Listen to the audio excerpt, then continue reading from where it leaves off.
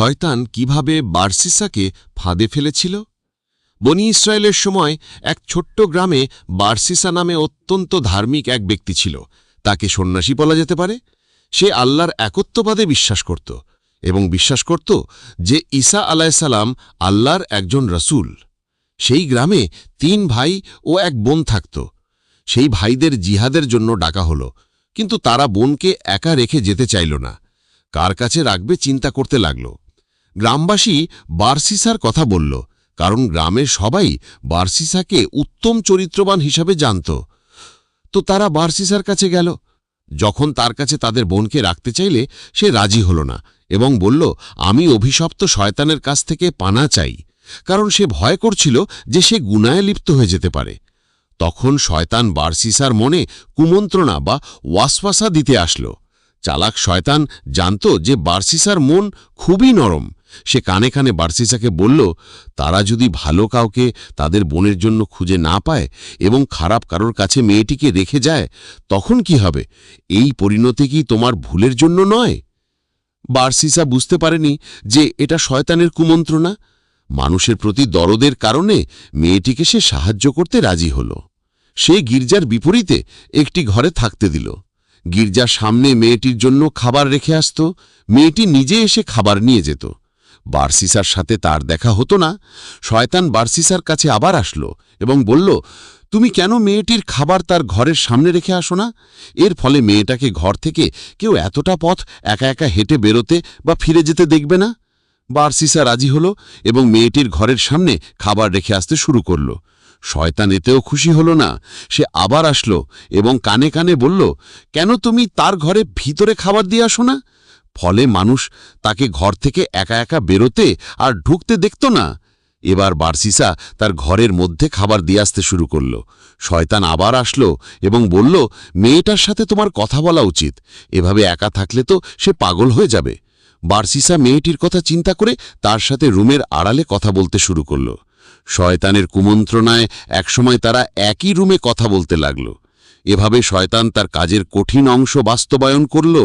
এই পর্যায়ে বারসিসা এবং মেয়েটা একে অপরের প্রতি দুর্বল হল এবং একসময় ব্যভিচারে লিপ্ত হল। মেয়েটি গর্ভবতী হল, একটি বাচ্চা জন্ম দিল। বাচ্চা জন্মের সময় শয়তান বারসিসার কাছে আবার আসলো এবং বলল, এটা তুমি কি করলে? তোমার পাপের প্রমাণ সরিয়ে ফেলো, না হলে মেয়েটির ভাইরা ফিরে আসলে তোমাকে খুন করবে। বারসিসা বাচ্চাটিকে খুন করল এবং ওই ঘরের মেঝেতে পুঁতে ফেলল। শয়তান এবার বলল, তুমি এক নারীর সন্তান হত্যা করেছ এবং আশা করছো যে সে এটা কাউকে বলবে না? তখন বারসিসা মেয়েটিকেও খুন করল এবং তাকেও ওই ঘরের মেঝেতে পুঁতে রাখল। মেয়েটির ভাইরা ফিরে আসলো এবং তাদের একটি মিথ্যা কবর দেখিয়ে বলল, তোমাদের বোন অসুখে মারা গিয়েছে এবং ওই কবরে দাফন করা হয়েছে। তারা বারসিসার কথা বিশ্বাস করল। সেই রাতে শয়তান 3 ভাইকে একই স্বপ্ন দেখালো যে বারসিসা তোমাদের বোনকে হত্যা করেছে। প্রমাণ হিসাবে তোমাদের বোন যে ঘরে থাকত তার মেঝে খুঁড়ে দেখতে পারো। ঘুম ভাঙলে তারা একে অপরকে স্বপ্নের কথা বলল এবং বুঝতে পারল তারা 3 জন একই স্বপ্ন দেখেছে। যাচাই করার জন্য তারা বারসিসার এলাকায় যেয়ে প্রথমে বারসিসার দেখানো কবর খুঁড়ল, দেখল কিছু নেই। এরপর যে ঘরে তাদের বোন থাকত তারা ওই ঘরের মেঝে খুঁড়ে তাদের বোনের এবং বাচ্চার লাশ পেল। তারা বারসিসাকে ধরল এবং বলতে বাধ্য করল আসলে কি হয়েছিল। তারপর তারা তাকে রাজার কাছে নিয়ে গেলে রাজা তাকে শিরচ্ছেদ করতে আদেশ করল।